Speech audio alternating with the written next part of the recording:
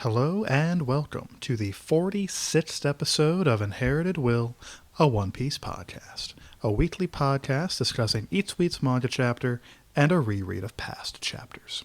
My name is Thomas. And I'm Jordan. And joining us today is Zach, It's friend me. of the show and local hero, here to talk to us about the live action casting news. I can't be stopped. I have broken into the recording studio for the second time. Someday we'll fix that door.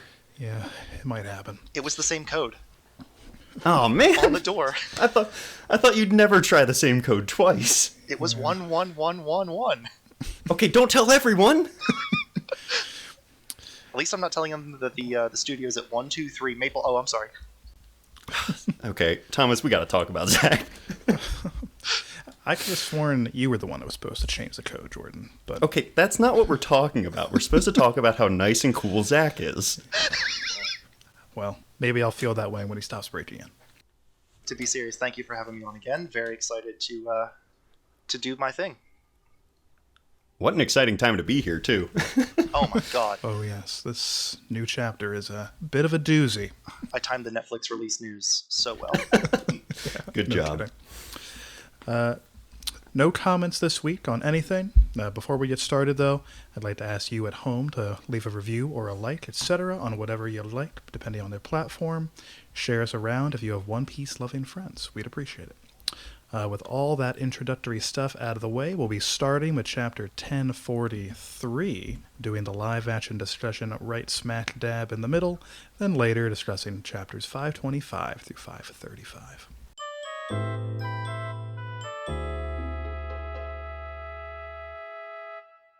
Jumping on in here, starting with the cover page, where they're there. They're on Whole Cake Island now. It's a lot of cake, yep. It's been a That's few it. weeks. Yeah, pretty much. It's been a few weeks since our main cast were on Whole Cake, but I see the reconstruction of the main castle has not even begun. I mean, who would you give that task to? I mean, well, actually, there's plenty of bakers. I guess they could just be working overtime, huh? Literally what they do, yeah. Yeah. I guess their main construction man, Parasparrow, the candy man, went with them to Wano, but they got cake people, I'm sure. I'm sure at least one person on Whole Cake has some sort of cake power. It is kind of weird that I'm looking at this image now and I'm looking at this and I'm thinking like, yeah, that's devastation. Like I'm seeing it from the Charlotte family's perspective. Like this is home, and it was just run into. The whole thing, big as it was, simply fell down. Simply fell down.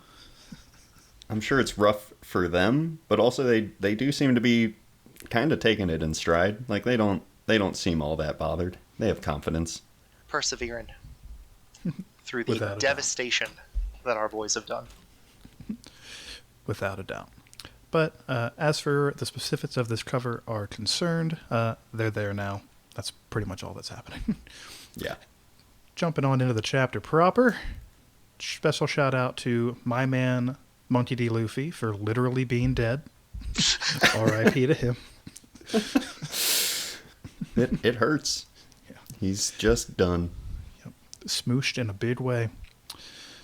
Look at that CP0's face when he knows. Oh, he knows he's done the wrong thing. Oh yeah. He Yeah. knows his time is limited. He in trouble now. Yeah, and he just takes it in stride. On the following page, or I guess 2 pages from now when we have the double spread with the announcements that Kaido has actually won, he's just resigned himself. He's like, all right, Kaido, nothing I can do. I did my duty. Do what you got to do now. Smoosh me. Yeah. R.I.P. And what a smoosh it is. This attack that Yes. Kaido uses on him makes quite the impact. It's one of the biggest, impacts on the top of Onigashima we've seen so far. R.I.P. Poor guy. No, not R.I.P. Just R. Yeah, I suppose so. I have come to like this particular CP0 guy more as a character in the past chapters, but Right? as a person, still pretty bad. I feel like the mask makes him more personable. Like if it was just some guy like generic Marine face number 4, who am I kidding? There's only one generic Marine face. Like it would be nothing if he was just like, oh, I'm Glabagool, you know, CP0's top user of Iron Body. Like whatever, that's nothing. But the fact that we still have mystery around this guy, and he's just kind of accepted his fate, you know, it tips his hat. All right, hit me with that big mace. Do you guys think he's dead?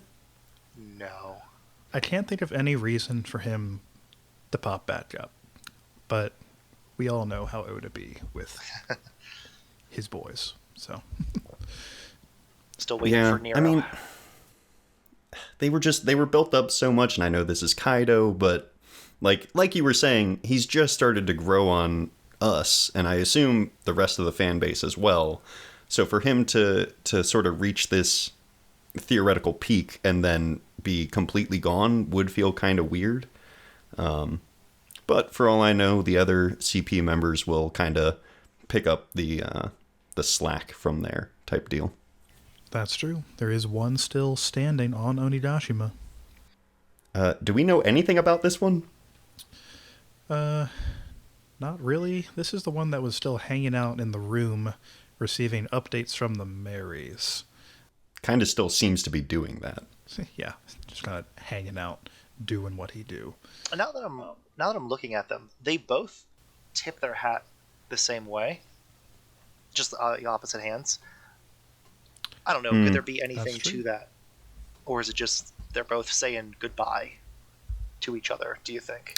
Oh, that'd be neat. I'd like that a lot. Yeah, the dude that's down below hears the big crash, assumes what's happening, tips his hat. He had to have heard the same order and known what was happening, so that does check out. It's like knowing that he's going to go get hit by that mace is different than hearing the mace. True. Absolutely. And Kawamatsu's here, and he's worried as all heck. Indeed. Fire still raging, looking pretty terrible right in front of him there. Sucks. Lots of people dying. No good. Especially for that person in the bottom left. That the eyeballs bulging out of the head as something's coming down on him. Seems like a real bad time. The most spooked man who's ever lived. Understandably so, because, surprise, Kaido's here. What could he want? Indeed. He's just here to give some battle announcements, that's all. Surprise, Luffy's dead. May as well surrender now. The basic sentiment. And they all did immediately. Without a doubt. His boys, the hypest anybody's ever been. Everyone else, pretty bummed out. Chopper in particular. Taking it pretty hard. Now, I saw online someone pointing out that every time Kaido has, quote-unquote, beaten Luffy, they've turned to Chopper for his perspective before any other Straw Hat.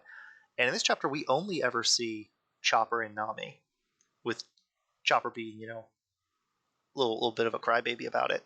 And he's getting less and less confident that Luffy's just going to pull this out. Because the first time he was like, Luffy's not going to lose. Let me get back to making my medicine. And now he's crying. Yeah.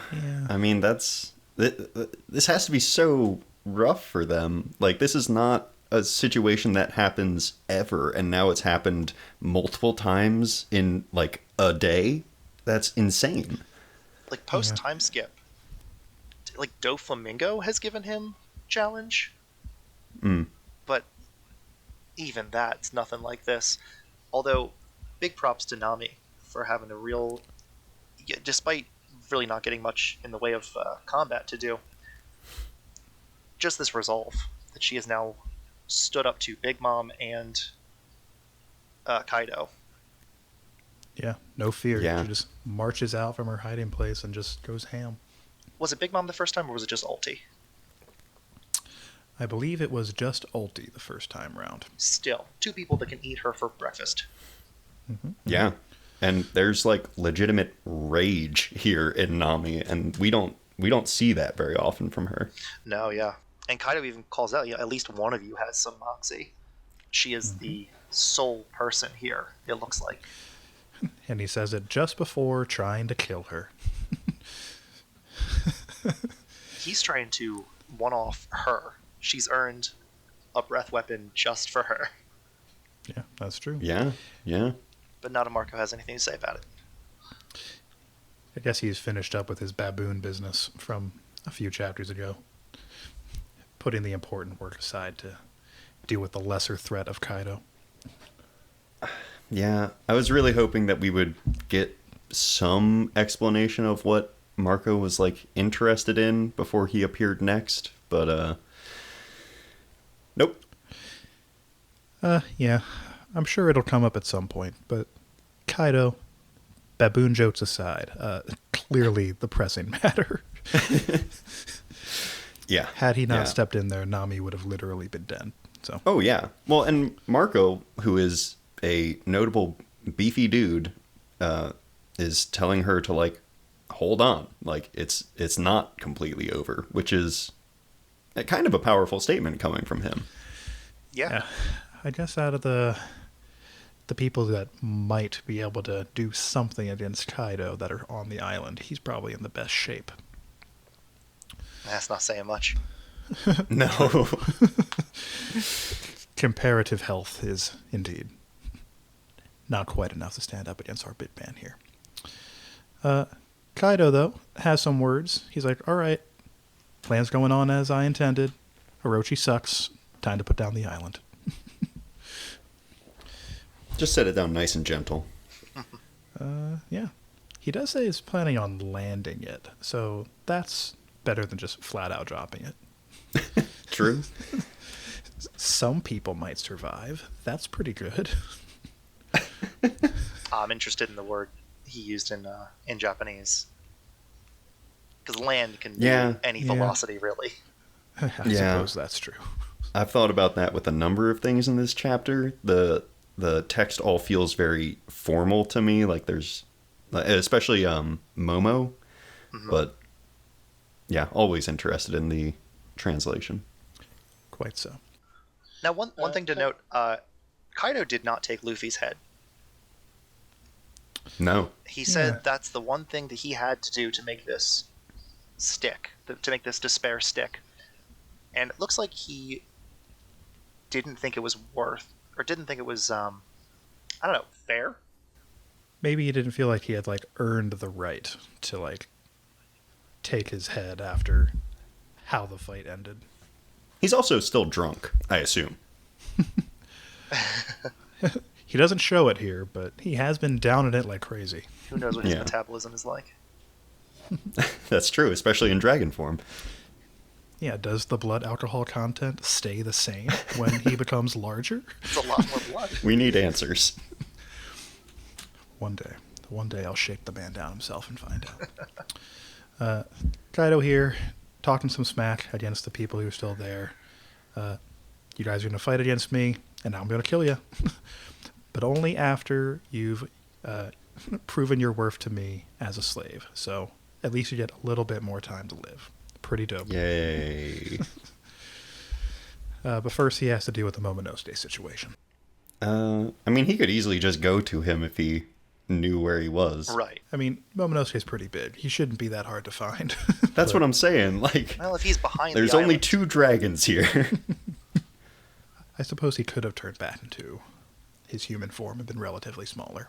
And he doesn't know what adult human Momonosuke looks like. So he could be hiding if he wanted to be. It so happens that he's not, but in theory he could have been. Yeah, I mean, I definitely think it's a good thing that he's not. I like to see that he's still kind of at least trying his best, you know? Has not yet abandoned Plan A. Before that, though, some boys go after Law and Kid. They're still tuckered out, but they're not going to give up. So got a little bit of fight left in them, apparently. All has enough for one more move. Usually that's enough. Without a doubt. And next chapter. He's going to have enough for one more move. Indeed. Yeah. Oh, boy. Yeah. Oh well. These shonen characters always have just enough gas in the tank to do what they gotta do. That's just kind of how it works. Yeah. Well, this is also the most do or die that it can be. Yeah, like if you're not getting the adrenaline rush now, you simply will not. That's true.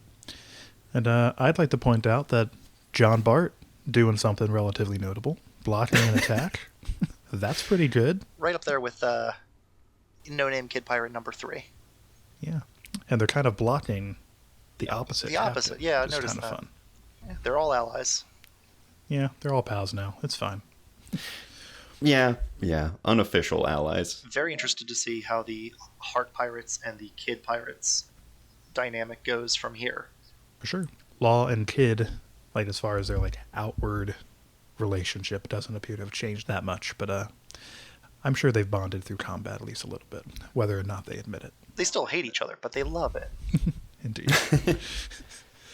Nekamamushi and Carrot going back inside. That's fun. Maybe Carrot will do something. Where's Wanda? Around. Don't worry about Wanda. Okay, thanks. Wanda's with Denjiro. Yeah. Oh. Missing for the 30th chapter in a row, without a doubt. Of course.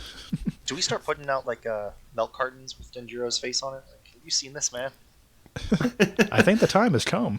He's I been think gone at this for point it's far a too cold long. case. The cops are just like, nah. Look, man, your samurai's gone. They do an age up photo of him and it's just like he has some stubble.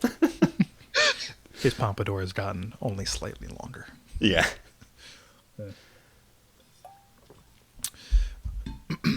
Back outside, Momonosuke, Yamato having a little heart-to-heart.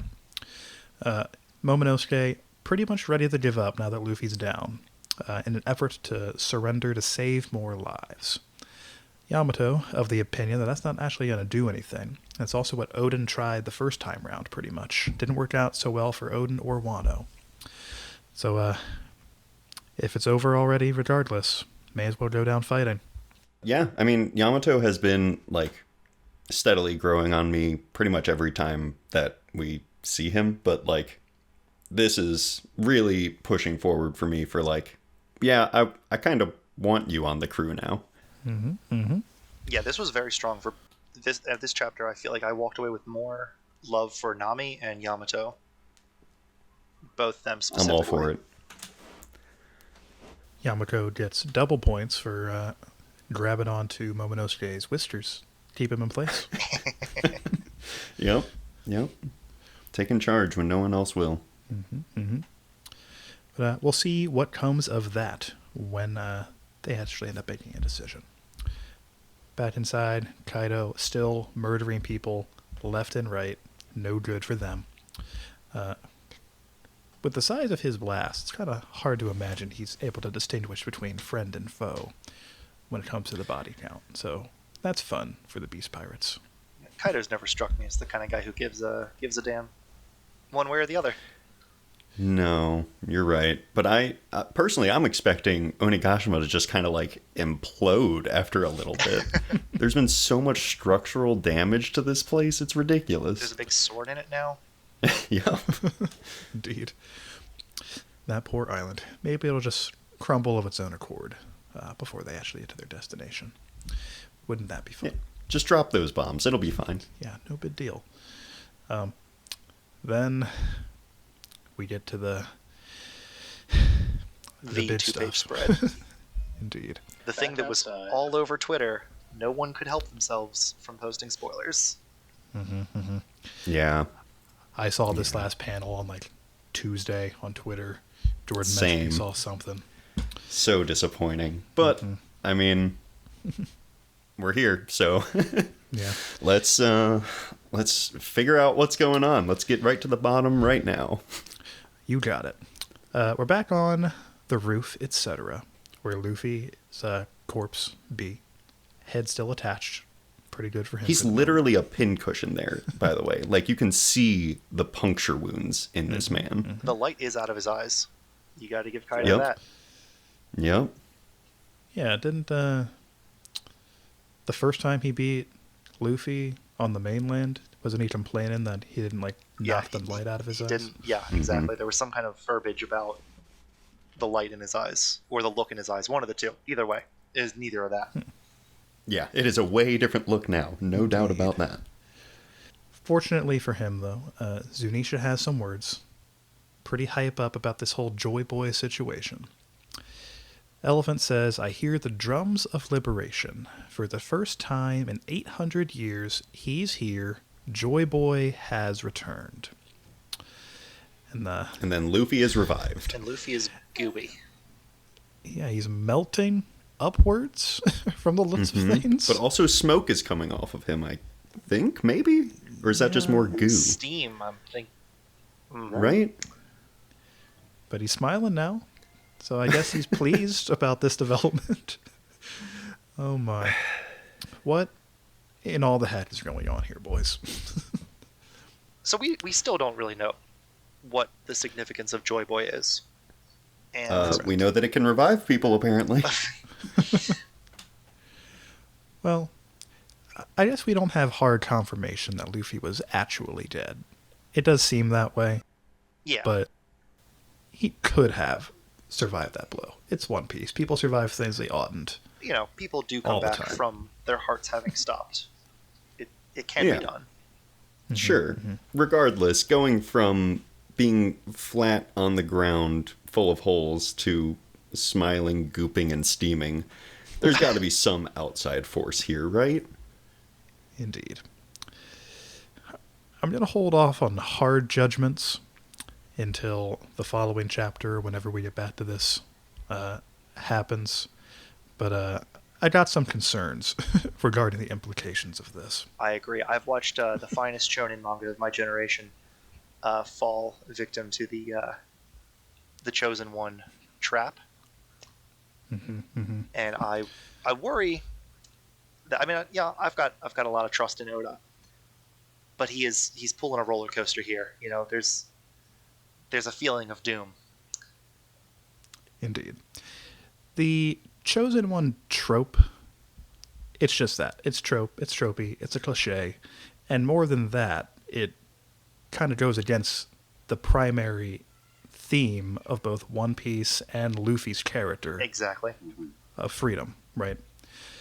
So I find it very hard to believe that Oda would just toss that out the window Yeah. in the interest of making him like the reincarnation of Joy Boy or It's like I whatever recognize the heck is going on that here. I am in a seat on the roller coaster car on tracks, but I'm still at the top of that hill and it's looking real rough. Indeed. Been seeing the writing on the wall in regards to this particular issue for some time now. Yes. Yeah. I've been right there with you. Now it could, I mean, we don't know yet if it's like a reincarnation thing or what that is going on. It could just be that by coincidence, I guess, maybe Luffy just has the same power as Joy Boy did back in the day, and now he's awakening and giving off the same vibe or whatever, and that's what's causing Zunisha to make this comparison. I don't really love that idea either, because that puts too much of a physical connection between Luffy and Joy Boy for my liking, but that is certainly better than the alternative. So I've heard the theory that the devil fruits kind of take a bit of you when you die, and you kind of live on in the fruit. You kind of become the devil that lives in the fruit that we've heard about in the past. Or at least part That's of fun. it. Yeah, an elegant aspect of it. So that would be kind of a way to quote unquote reincarnate in a system without quite so much just explicit magic going on. Yeah. But then if that were the case, then like how would the whole the flashback of Kaido being like, or whatever, Kaido saying that he couldn't become Joy Boy, or someone couldn't become Joy Boy. I don't remember what it was exactly, but how would that Yeah, you couldn't be Joy Boy fit either. in? Yeah, if the way to become Joy Boy is just by coincidence eating the same fruit he had, why would Kaido, who in theory knows a little bit more than most because of his connection to King and the Lunarian people, Why would he think that he had a shot? Can we just take a second to appreciate that Oda has us all very excited to learn what, and repeatedly saying the word Joy Boy. We've been saying Joy Boy for how long now? And God, we sound like damned fools. We do. It doesn't exactly bring joy to me either. And on that note, have you guys heard the Monkey King devil fruit theory? No. No, please tell me. Essentially goes that Luffy didn't eat the gum gum fruit because he's had people say like, "Oh, rubber shouldn't be able to do that," as if people don't recognize that they're in a shonen manga. Ridiculous. So the idea is that he must have eaten the Monkey King fruit, and I personally will feel like a dumb asshole if I love the series where a character named Monkey D. Luffy ate the Who Monkey becomes King the king fruit of the pirates. and the king of the monkeys. Yeah. I will need to take a second to reflect. I've heard... I'm with you on that one. Agreed, in a big way. I've heard like the sentiment that the fruit that the Gorosei were talking about that had a different name or whatever could be Luffy's. But I don't see how becoming the Monkey King gives you the properties of rubber. And I certainly can't think of any other way that pretty much any other type of fruit makes you immune to electricity. Like That's what the we've real... seen. That's Yeah. because you could, the Monkey King had this his pole, his Mhm, like diamond mhm. staff that could change shape, Yes.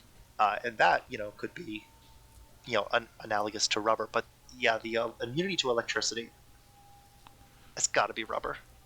Yeah, and if it was just stretching, I'd be more inclined to like buy into that. But the fact that the man blows up like a balloon is a bit out of the way of that. I just really want to believe that it is rubber because that is such a low key power. It's Right. aspirational, is what it is. In the hands of anybody else, that'd be a terrible ability to have. But Luffy makes it work. Yeah. And that's part of the reason we love this guy. But We see from the flashback, the Sabo introduction flashback, that it's bad at first. He's throwing punches like limp noodles, and it's only through dedication that he's able to shoot to throw a punch like a pistol, like he says. Yeah. Yeah. So if that goes away, I don't know if I'll be able to properly express my disappointment. exactly. But even if he is still rubber, right? And let's assume that he's not like literally becoming Joy Boy. What on earth is physically happening to him in this panel? Why is he melting? I mean, if he is awakening, then it could just be the ground around him turning into rubber, right? Yeah, That's I guess true. We I'd don't see the assume that base was of his his hair. I did too. Oh, I did not assume that was his hair, but that does make sense. But it does. You see behind the doom sound effect, it seems like the melty bit is going like beyond where his hair ought to be as well. Mm-hmm. So maybe it could be the ground that is just blocking our view of the hair. That could be. I tend to fall back on awakening as like the possibility for a lot of things because we don't know much about it, so it is possible. And like the round edges of it, the goopiness of it makes me think of rubber. Like it maybe melted rubber, sure, Yeah. but I mean we don't know enough about awakenings to go on that alone, I guess. Remember that one time that Oda said, "Oh yeah, you'll be meeting Vegapunk pretty soon, and he'll explain devil fruits." How Wasn't young that, were like, we? 20 years ago? That was I think 28 years ago. Yeah, something like that. Oh boy. One day we'll see more of that man than just like a hand in a glove. I'm so jazzed for that. He's right up there, top 3 mysteries for me. There's no way what he is a Vegapunk? doesn't look silly, right? Oh, he's got to be a goofball. Yeah, I don't even I can't picture him. There's so many ways to go goofy. Yeah. Indeed.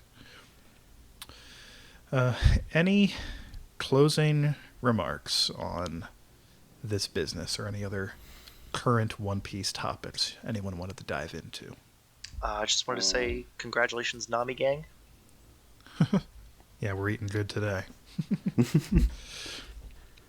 I actually had one other thing, now that I bring it up for myself. I just remember that I saw something on Twitter earlier today from Sandman, a man who on Twitter who translates. He pointed out that the sound effect here, used in the top panel of the last page, you see Zunisha kind of in the background, the doom dut da da. Apparently, that is the same little tune as was used on that same page, where it's got like Luffy silhouetted, kind of looking like Nika, and they're all dancing around that fire. Oh, It's that same sound effect. Drums of Liberation. That sounds about right. yeah. So it seems like we're not quite escaped from the Nika of it all either. There's like 8 things that Luffy has been promoted into being. Nika, Joy Boy. Monkey King. Yep. Yeah. Sun God.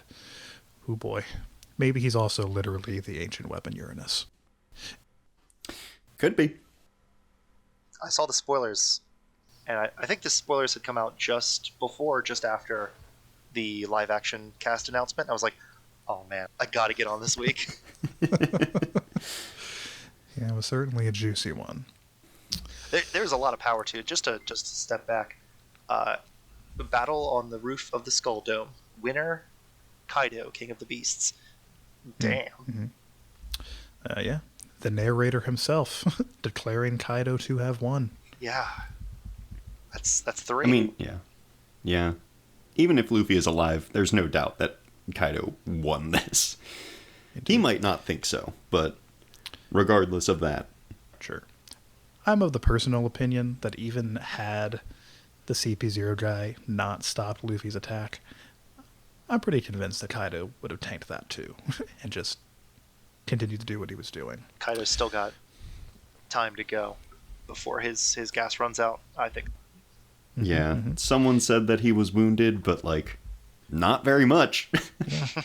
He's more than content to go back downstairs and just keep firing off as many blast breaths as he needs to. He's back at it again. Do we think Zunisha's actually gonna, like, do something here? Let's see. Zunisha is approaching the mainland, kinda, sorta. Kinda. But doesn't appear to be tall enough to actually get on the island. I did see some people drawing ridiculous little ideas of how Zunisha could, like, step up and over into it, which was kind of delightful to look at. I'm all for it if it can be swung that way. Yeah. You know what? It was a couple weeks ago. You guys were talking about the lantern scene, the releasing all the lanterns, and you were saying like, "Yo, we hope there's something more to this." I just want to say, because it just occurred to me. I think what that's setting up for is a moment where the civilians of Wano are looking up at the sky, looking at their hopes flying up into the air, and then suddenly there's a big demon face. Maybe the lanterns collide with the demon face and fall and burn. Oh man, you're probably right, because that would be really good. Yeah. Oh boy. They're definitely going to look up. Like, that is a great point. Yeah, for sure. We don't know how far away Momonosuke has been able to pull back the island, but now that Kaido is like less focused on the fight with Luffy, it's I would imagine. At this point, there's got to be a big moment of, that's an island coming down on us. They can't just be a one page. Oh, hey, look at that! And I just think it'd be Oda could do a hell of a job with a 2-page spread, lanterns colliding with the island, with Onigashima, just flickering one little tiny fireball, and then it's out, and that's a wish gone. Yeah. Oh, that would strike true, like, horror vibes. Symbolism. Yeah. Our poor citizens. Oh, they don't know what's coming. But any other final remarks on current events? Theories, concerns, joys, Joy Boys. No, nothing. All right. That takes us into Zat's live action variety hour. Yeah, Jordan, do I have a cool like audio bumper for that? You'll put it in post. I appreciate it. Yeah, you give me your personal little eye catcher, and I'll throw it right in. I'm sure you'll come up with something. Oh, you know what? One of Robin's. There we go. Oh, hey, yeah, works for me. Problem solved. That was an easy one.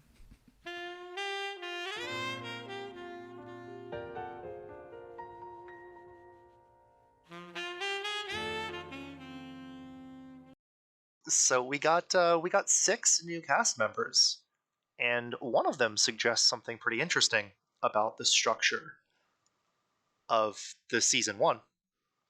So we've got an actor for Coby, actors for Alvida, actor for Hemeppo, actor for Buggy, actor for Arlong, and most interestingly, there's an argument for another character, Garp, which tells me that we are not waiting to see Garp until NES Lobby. We are probably going to be getting, at least in some version, or at least in some capacity, the cover mini arc of Coby and Hemeppo training to be Marines. That would be crazy to me if they managed to squeeze that in addition to all of East Blue into like 8-10 episodes. Yeah, I mean, you figure it's only going to be a little bit per episode. Yeah, I mean, I could see them doing it tastefully. Yeah. I mean, it can be done, but that's getting a little bit crazy with Yeah, path they're and getting stuff. a little packed. I agree. Maybe they like squeeze him into like episode 1 where they're like expanding on what they show of Luffy's backstory at the beginning. Also possible, because I saw that script that I hope and believe was, at least at one point, a draft for episode 1, where a lot of time is spent at Roger's execution. And having Garp there would make sense. Do we have confirmation? This is just me thinking out loud, but has it been confirmed in the main series that Garp was there? I don't think so. Oh, you know what? There was. Let's go back to Chapter 0. Is that what it was called? The Strong World Yeah. thing?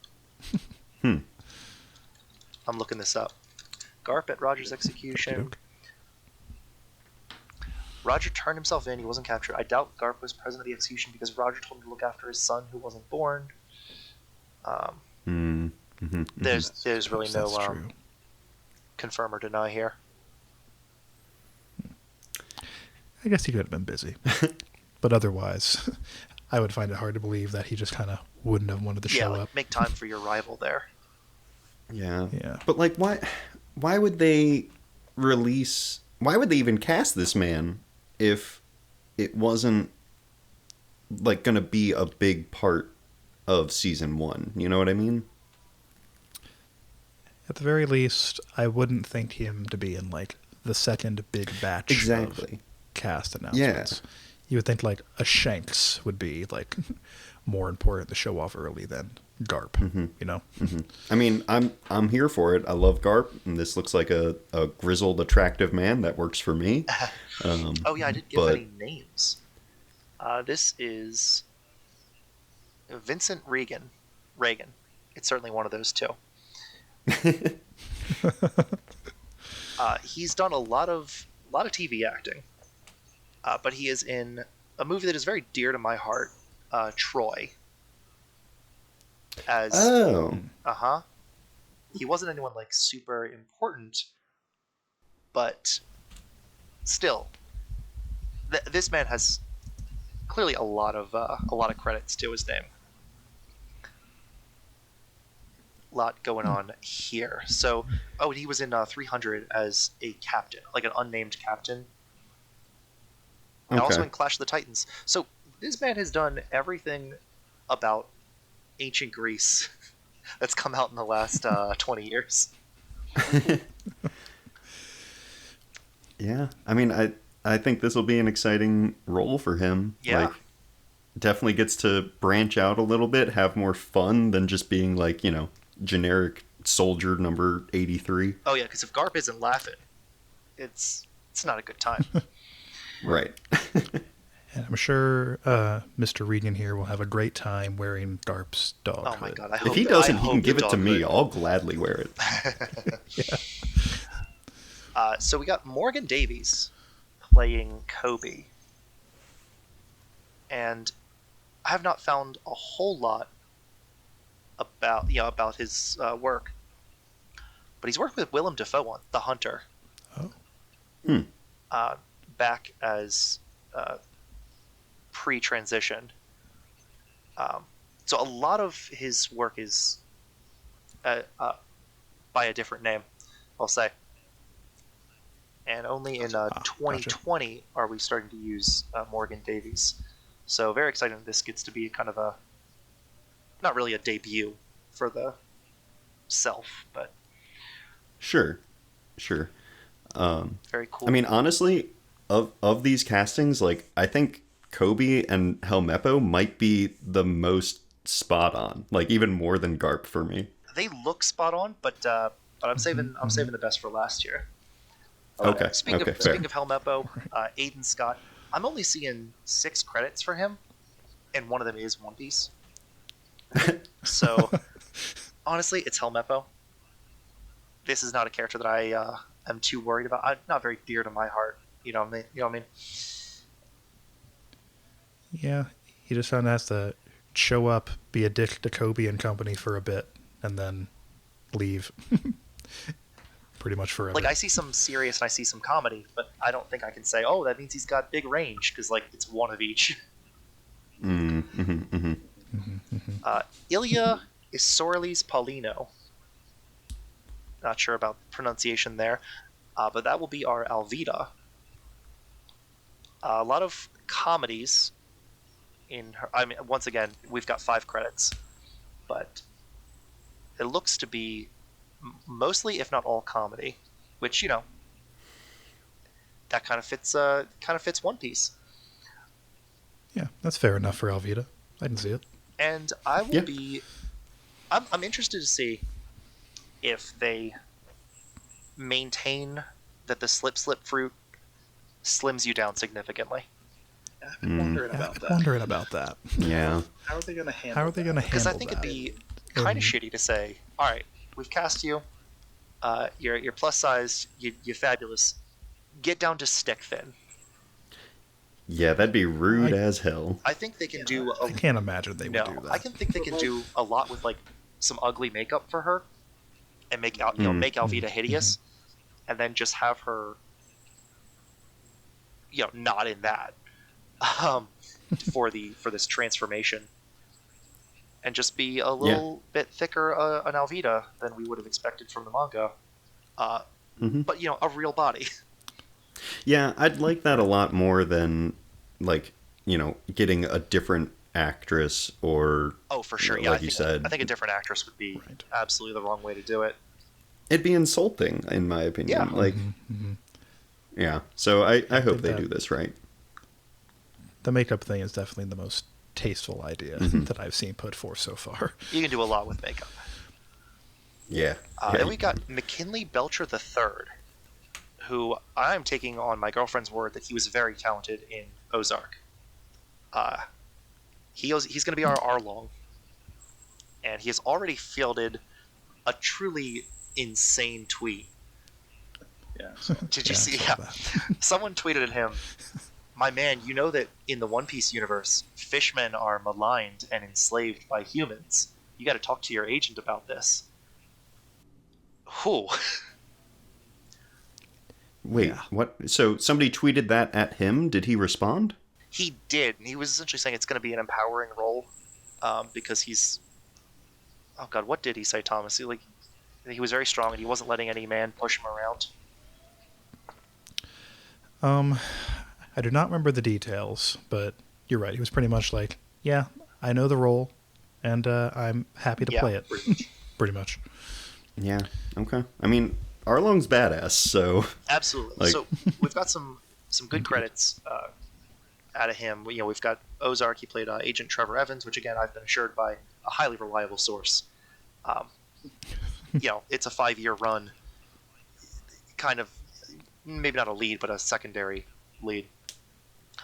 Okay. One thing I've noticed, there seems to be a lot of police characters in his repertoire, which is kind of interesting if you look at Arlong as like he was part of a crooked cop story. Yeah, absolutely. Yeah. Just had power and was and abused corrupted. it legally. Right. Indeed. And now, so as alluded to, he is a black actor, and I think if you're going to tell a story about the Fishman,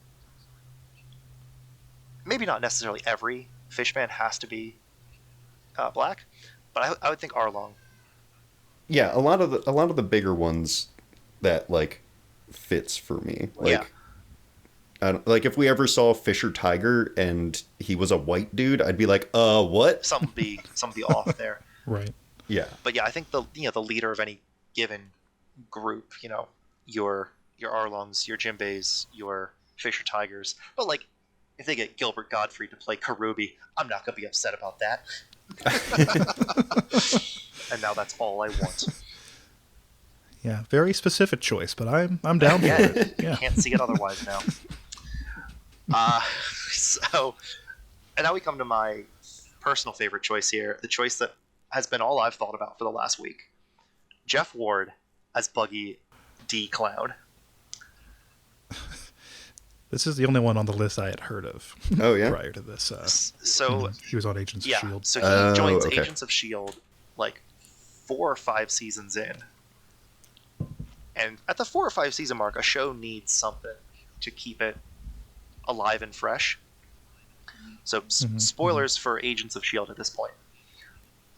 The main gang goes to the future, and they find this guy Deke. And Deke is a real pain in the ass piece of shit, and come to find out that he is 2 of the protagonists' grandson. And he is hysterical. He's got a real thing for lemons, as I recall. Yes. Yeah, Deke had a big thing for lemons. So he can just take any concept and really ratchet up the comedy. And I think we need to be prepared, gentlemen, for a generation of individuals who are thirsty for Buggy the Clown. I will be their leader, thank you. Yeah. The 3 of us have been that way for as long as I can remember. So it's just time for the rest of the populace to All right, get I with the just times. wanted you to know, pretty like much. it's coming. The promised day is coming. I hear the drums of liberation. Oh, yeah, I'm glad that they chose a real stud for Buggy. I was not expecting it. I thought they'd lean more into like a goofy look. A little But conky looking, yeah. this dude's eyes could just, I'd let him look into my soul all day. So he's funny. He can play action. He's very funny. Have I said that before?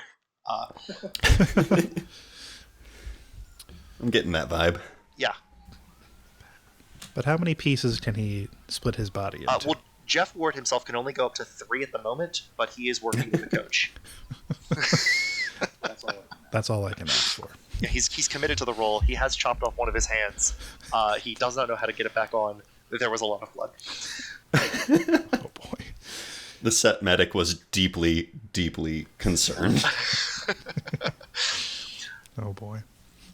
So I'm more excited now, almost after this second release, than I was for the like main cast release, which doesn't feel right. well, the main cast, you can get 5 names right, and it will feel fine. Mm. But after you listened to my breakdown last time. You went back and listened to this this podcast. It's called Inherited Will. It's a One Piece podcast. Tell me more. Available at all local places where you get a podcast. Yeah, every podcast shop Phenomenal. on the corner. There it is. There's a bodega that's selling it. I heard that's very good. But yeah, with with those 5 names, I came in and I said, "Hey, they're all good. Calm down. Zoro can do swords. Uh, Sanji is a large, muscular man who can do some kicks. Yeah, they've got the chops, and then you could just kind of fall off after that. But this is telling me that they're really trying not to. And maybe it's just because I love Jeff Certainly Ward so is much. encouraging. As much as I love the Straw Hats, obviously, like, the crew is great, but sometimes One Piece really is carried by the supporting characters. Absolutely, it's a whole world. It's not just our crew. Right. So the fact that they're respecting that is pretty awesome. Yeah.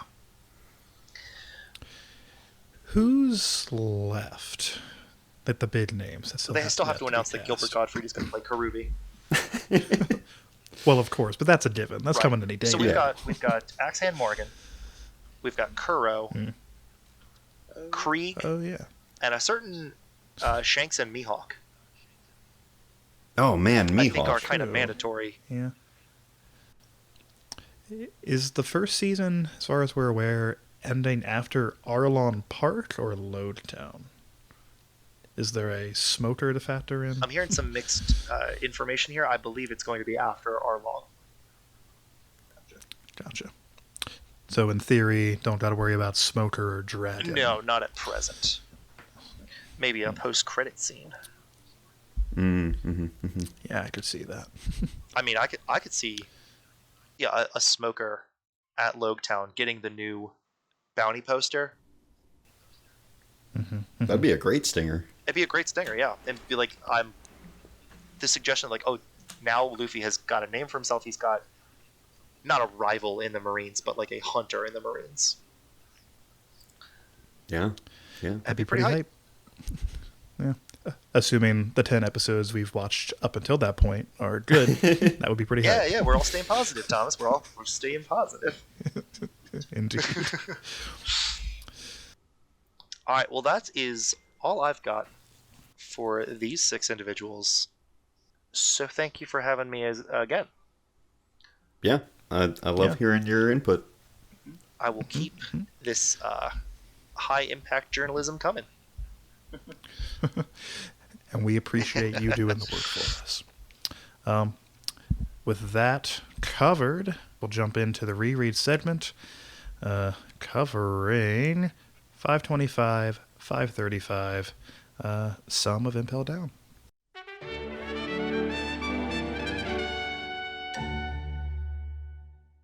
This chunk takes us from Luffy being carried into Impel Down to being carried into the deeper parts of Impel Down. Indeed. This man, he's got it rough here. And he even took the stairs for some of that. Yeah, some very convenient stairs. So first of all, Buggy's back.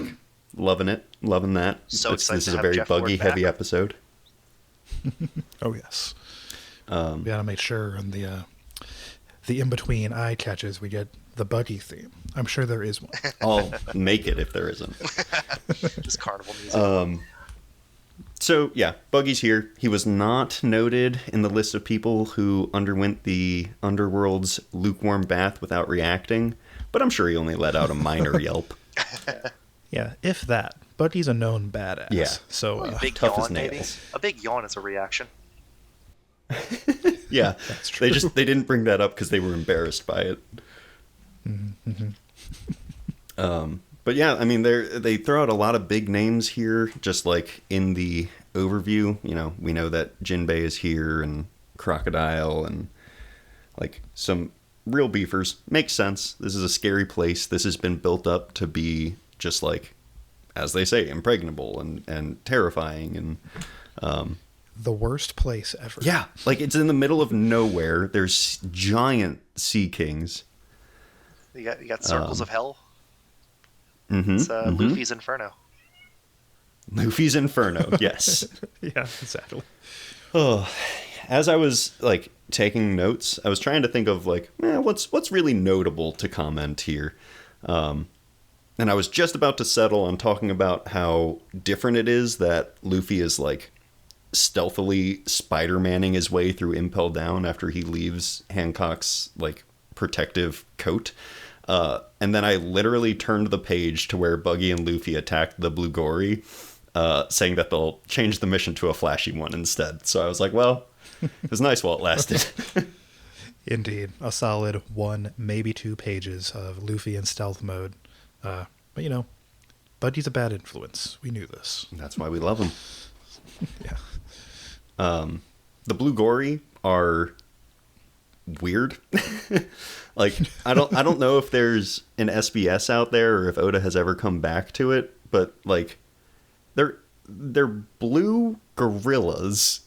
They can be Of the sea. yeah, they do very well underwater. Like, but as far as I know, that's all we get on them.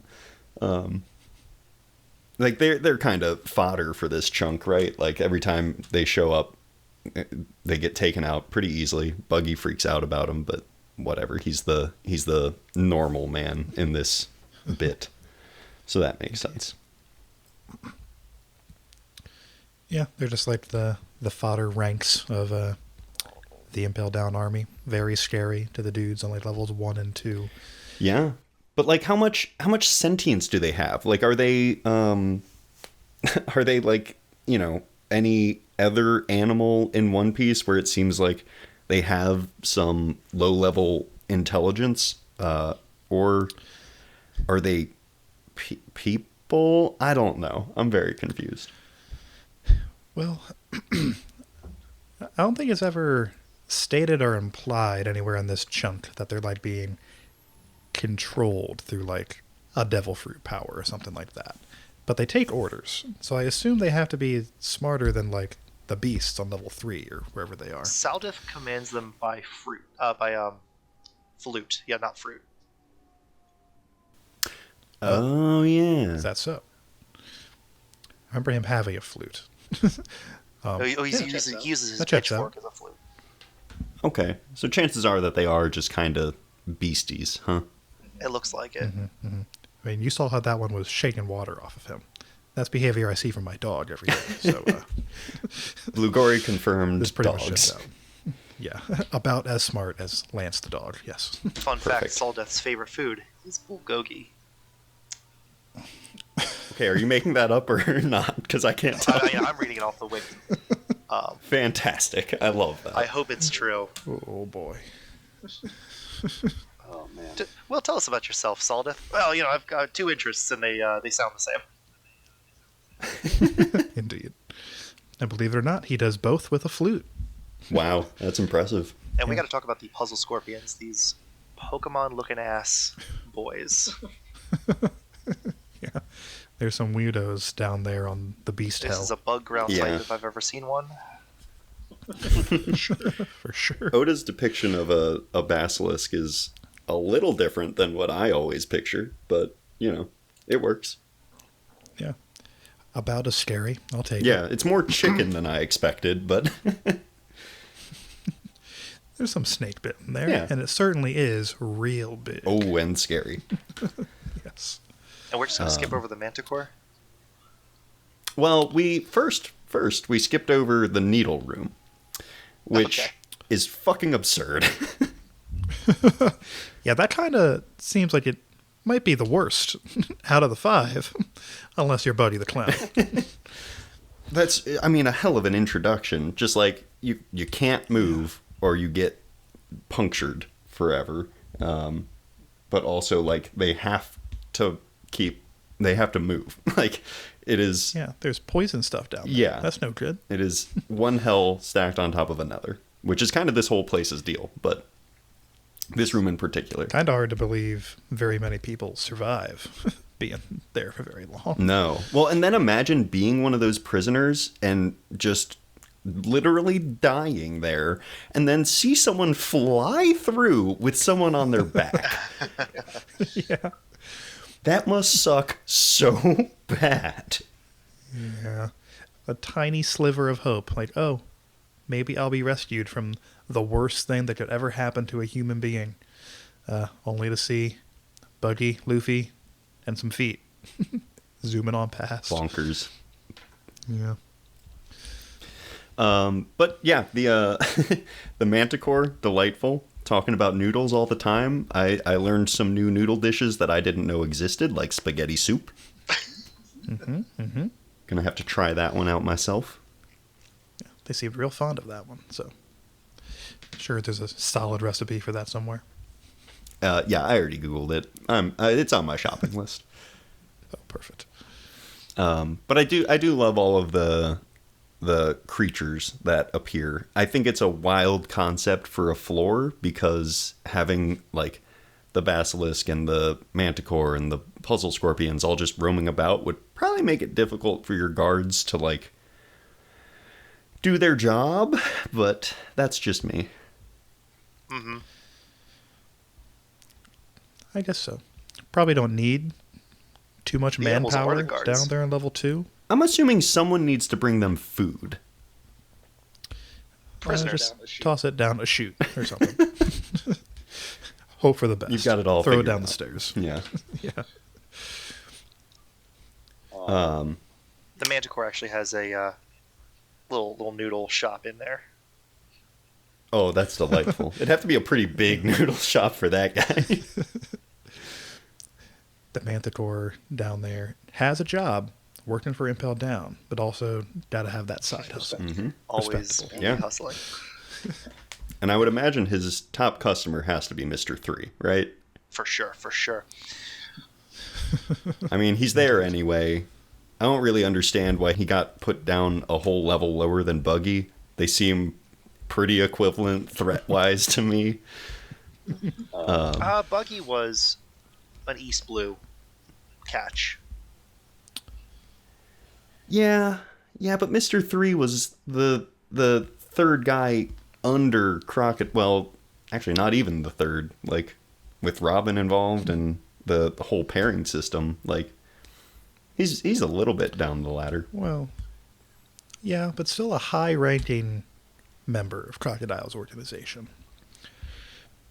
Do we know what? I Regardless guess of I don't the- know what his bounty was, because that's kind of how they do it anyway. They keep saying like, yeah, only people with 50 million or higher are on this level. I'm seeing that Mr. 2's was 32 million. So presumably lower than that. Huh? That's interesting. Buggy's was like 15 or Yes, something like 15 that, million. right? Yeah, Huh. this is weird. Tight window. Yeah. Regardless, what's kind of even weirder than that is that Mr. 3 sees Luffy, who is someone he has attempted to murder, and his first thought is, I should try to get him to help me. It is 24 million for Mr. 3. Okay. So I guess 20 million range for level 2. Sure. One thing I really like about the design of Impel Down is that Prisoner always has the option to go down. I just like that, oh, you have a choice. Yeah, there's an out right there. If you hate this, you just leave out there. Yeah, it's a weird power move that they're pulling. But I think Buggy says when they're on the first level, oh, nobody ever actually uses it, though. Only to have Luffy jump on in like a madman. Immediately after. And if you didn't expect that, like, Yeah. come on. What series have you been reading for 530 chapters? Really, yeah. And well, this is out of the story a little bit, but in the reading order this fits in. In an SBS, Oda notes that whenever like he puts out a story summary, he asks his publishers to make it as cheap as possible, and I just think that's neat. Like that so much fits the man that I think Oda is, and like he's practicing what he preaches, and I just really respect that about him. Because he cares more about the story being fully understood and appreciated and being properly told than making money off of it. And that just, that means something to me. Yeah, in that same chunk, in that same SBS question, I think he expresses concern for a little bit about One Piece going on for too long, because that's a lot of volumes for people to want or have to buy. That's A nice little sentiment there, Oda. Didn't work out. We're at volume 100 now. But glad to see that was in his head, Well, at least. you know, we live in an age where you can pay for the Shonen Jump app, and depending on how fast you go through the series, you know, how expensive is the app That's nowadays? It's $2 a month. I know someone who watched it over the course of a summer back in college. Oh my So- god. Are they okay? Jesus. No, frankly. That's a different matter entirely. That had nothing to do with what's up with him. Okay, fair. I'll ask no more. Yeah, Godspeed to that individual. Yeah. I've got some stories when there's no longer a recording. Hell yeah. So back to the arc. This one is built up to be just really intimidating, obviously. Like, you know, the stakes are high. Ace is about to be executed. Luffy is sneaking into Fort Knox or whatever. But we still get a ton of silly interactions. Like Magellan and Hannibal, the two highest ranked people here, are huge dorks. I love them so much. Indeed. I hope they come back in a big way. I just love I'd these love to two see nerds. Yeah, they're great. Their relationship with each other is fantastic. Just Hannibal always being like, I'd wish you quit. They'd be like, oops, I didn't mean to say that, even though it's like the 50th time today. Such an interaction has happened. Just delightful. Oh boy. Magellan claps back by like spitting poison accidentally. Oops. Sure would be a shame if you dropped dead. Oh darn. What a cute group of boys these two Yeah. are.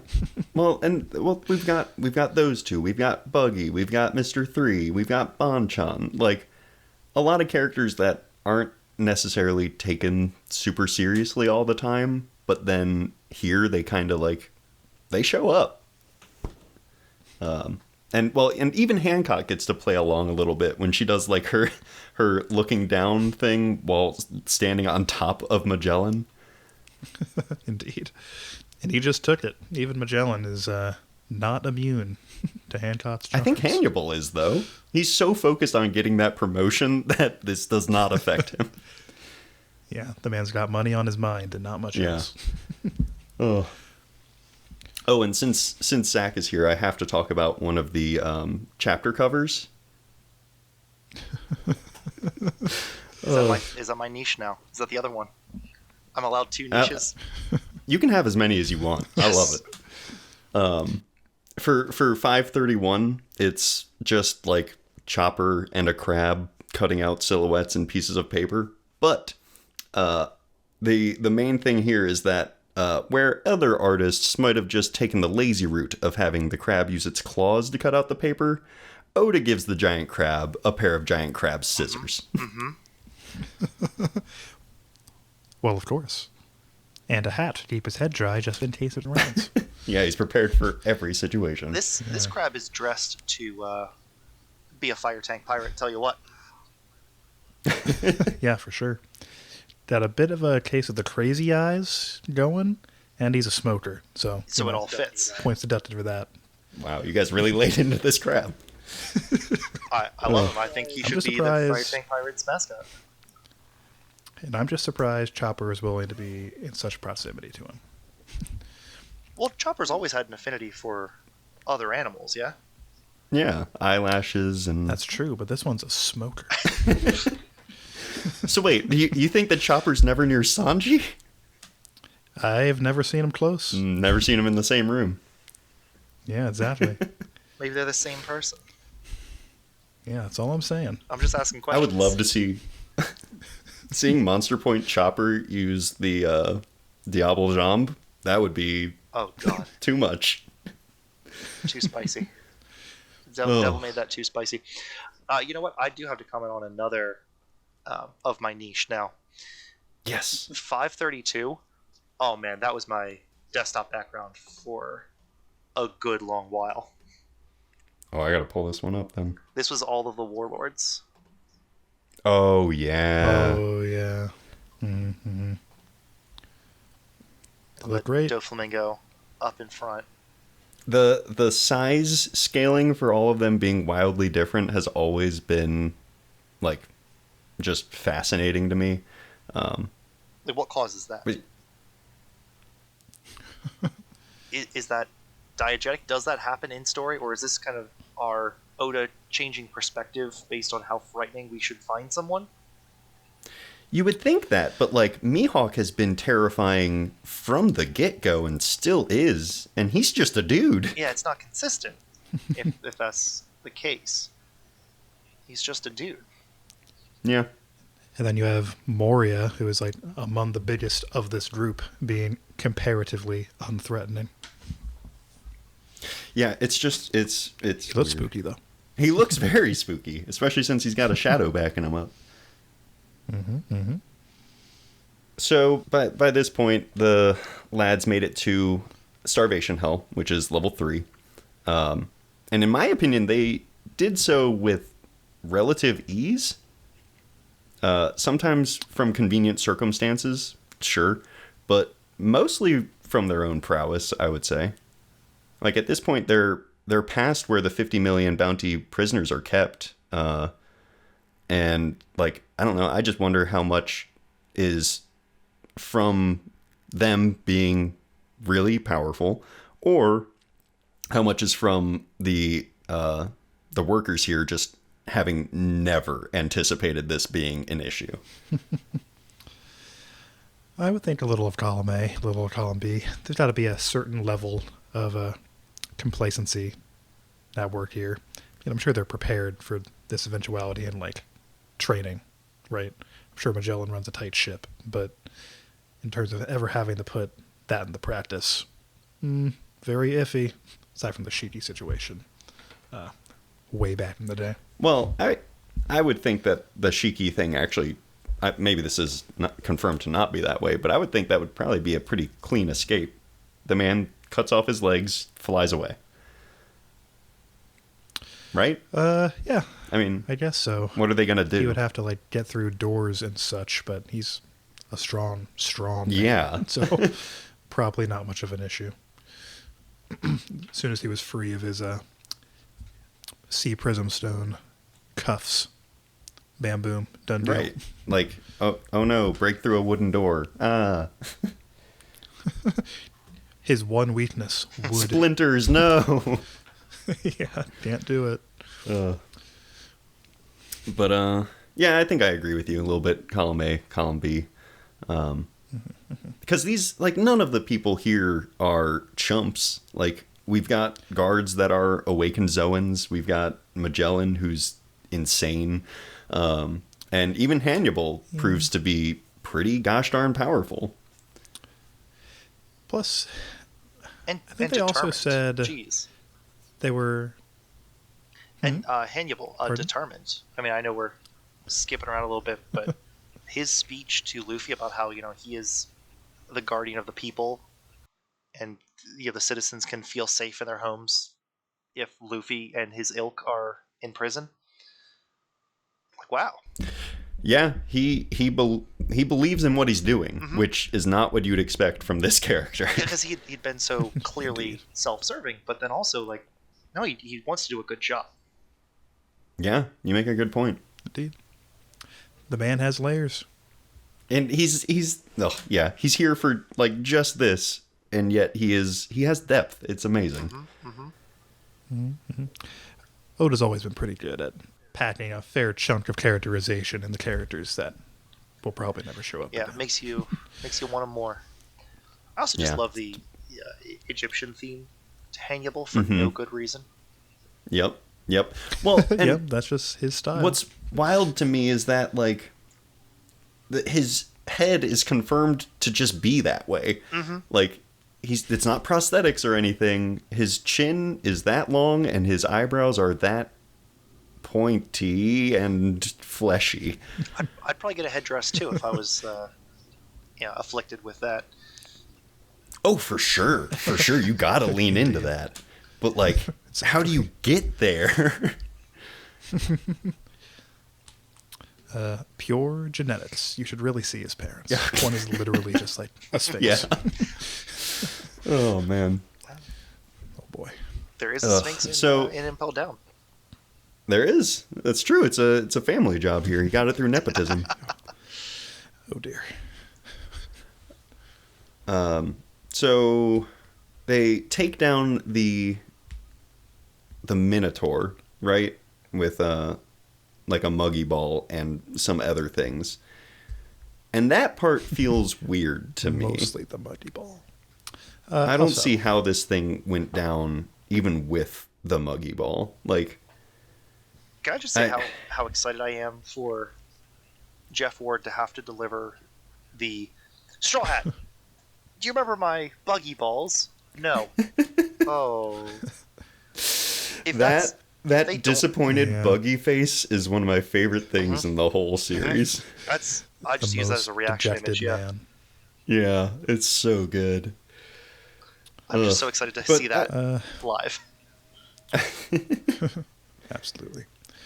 Mate, what is your issue with how they take down the Minotaur, though? Yeah, like I just feel like they should have needed more, because this is the awakened Zoan type, right? Mm-hmm. Yep. Like, that's supposed to be tanky as all get out, and it's taken care of in like 4 pages, 5.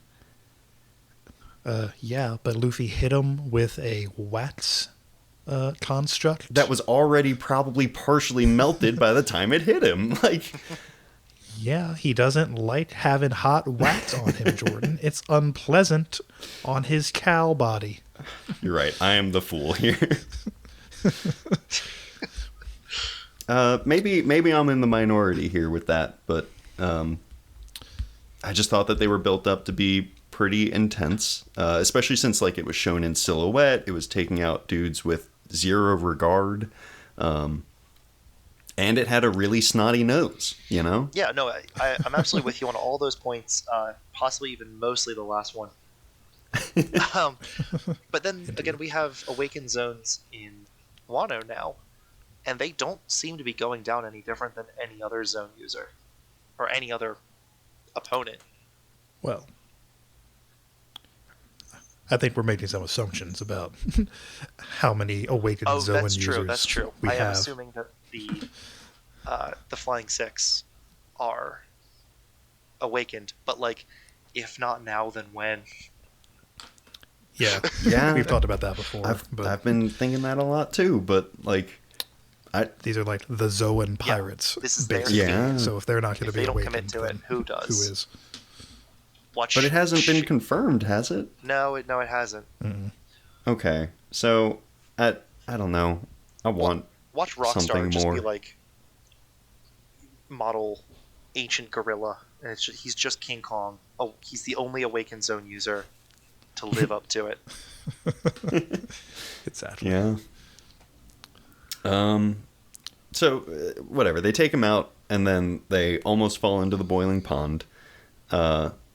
And we get the first clash with Magellan and Luffy, which the main thing for me in this is the throwback that it has to the fight against Crocodile in it.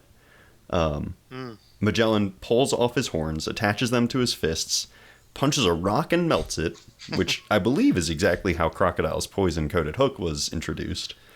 And then on top of that, Luffy immediately counters with a simple but effective displacement of the weapon with his foot, again mirroring the Crocodile fight. I thought that was just fantastic. Yeah, look at that. Mm-hmm. Good spot. Yeah, thank you. It's kind of minor, but like it is not frame for frame, but the ideas are all there, and Luffy does it even when he's like up against a wall and not in the best of places, probably mentally and physically. So it that little bit shows the growth of Luffy, in my opinion. Like, this thing that before would have been, I mean, that was like a finisher move almost from Crocodile. Like, that hook was his ace up his sleeve. And now Luffy's like, yeah, okay, Like, bring it on. I'll poison myself. I don't care. It is unfortunate that is like really one of the only advantages that Luffy gets in this entire confrontation. I like that, though. It's kind of boned. I mean, I do too, Okay. but it's unfortunate for Luffy. Yes, okay, I gotcha. I love this fight. I love that Luffy is on his heels the whole time, and Magellan is just completely in his element. You know, he uses the Venom Road to get to Luffy after Luffy, like, half sacrifices his hands to get away. Move. What a Like, cool move that was. yeah, it's cool. The Hydra, at first I looked at the Hydra and I was like, is it all that threatening? I mean, it's got all these curved lines. But then, like, That's how they get you. I sat there and I thought about it and I was like, this thing's fucking gigantic. The It's entire made of thing is poison. Yeah, like, you Yeah. can't get near If it I or you even will a be little bit. poisoned. Like, absolutely terrifying. And then Luffy dies. Oh, twice in one episode. Series over. Yeah, Yeah, amazing how that it's happens. fantastic. There's really been a lot of parallels between Reread and an initial chapter with you guys. Have you noticed that? Yeah, we know what we're doing. Oh yes. You plan them ahead of time. Good stuff. Oh, yeah. We had this all planned out from episode 1. We planned out each chunk and how it was going to play out with chapters that hadn't even released. And that We've is- been saying it since the start. We've got this inside connection with Oda. We know things before he does and sometimes. yet Yeah. you didn't change your lock. Okay, well, you don't have to rag on me so hard. But that's the main notes that I had there. Is there anything that y'all remember from this that you want to touch base on? The only thing left that I had that we didn't cover as we went was like the very first. I just wanted to draw attention to how the very first thing that happens in this chunk is the continuation of Ace talking to Garp, and they have a bit of a back and forth here where Ace is talking about his father, right? And every single thing he says here could just as easily apply as if his father were Dragon, as it is implied, because we at that point don't know any different, right? Just a neat little trick by Oda to try and pull the wool over our eyes a little bit longer in regards to Ace's parentage. Yeah, that's good storytelling. And also kind of tricks us a step beyond because Ace talks about his mother for a second, which makes us think, oh, is this also Luffy's mother then? We're going to get some information about her. Turns out later, no. But But he strung us along for a little bit. indeed. I just want to point out that the whole cast of the Impel Down arc is sick as hell. The Oh, yeah. baddies are such a cool, their whole theme is terrific. And then the squad of, I dare to say, goodies that we have. Buggy, Mr. 3, and Mr. 2. Who would have thought? Not me. Not me. No. Yeah. Mr. 1 shows I remember up. reading this. Buggy, I would see, and Mr. 2 I could see because they parted on really good terms, and Buggy, the sex appeal, sells copies of the magazine. Fair enough.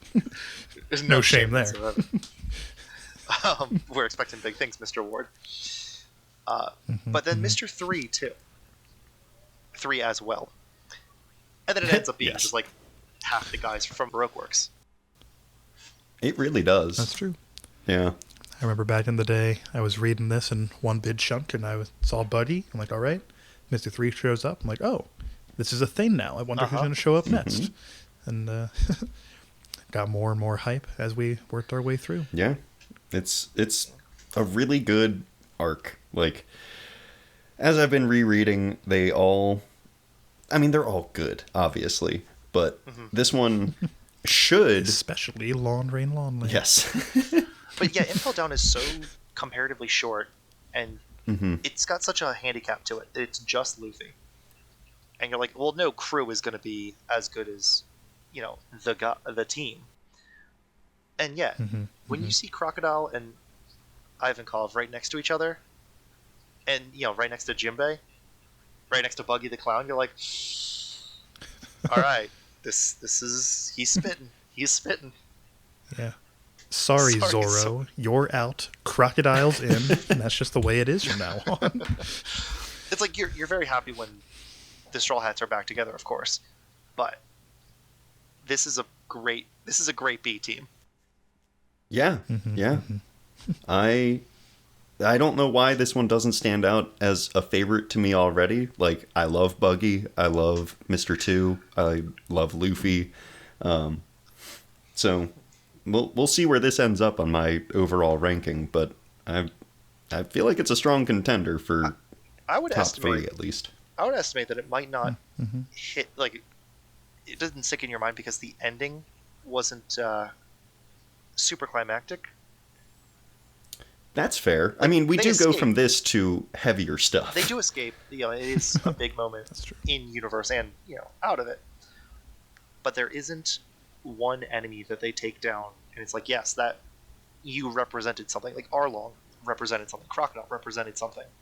They just get out with their lives. Right. It's kind of shove Magellan out of the way and slip past him. Magellan pretty didn't much. lose. Magellan just, they went around him. Yeah. In a way, all of Impel Down is that big boss that they're trying to beat. It's a stealth The level. location itself. It's a level of Metroid Dread. A stealth level executed poorly, start to finish, but still made it through regardless. Yeah. Oh no, it's a high chaos run in Dishonored. Hey, we just did one of those. It was fantastic. Yeah, we sure did. Okay, bits. Right. Funny business. Let's. I guess I'll start. I was deeply amused by the fact that Luffy was only able to recognize Mr. 3, a man who has tried to kill him a number of times, by the great big 3 on his head.